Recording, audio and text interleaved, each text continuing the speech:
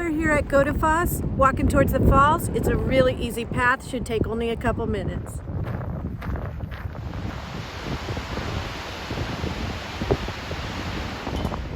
Godafoss is massive, and you can view it from both sides of the river. There's a bridge that connects them.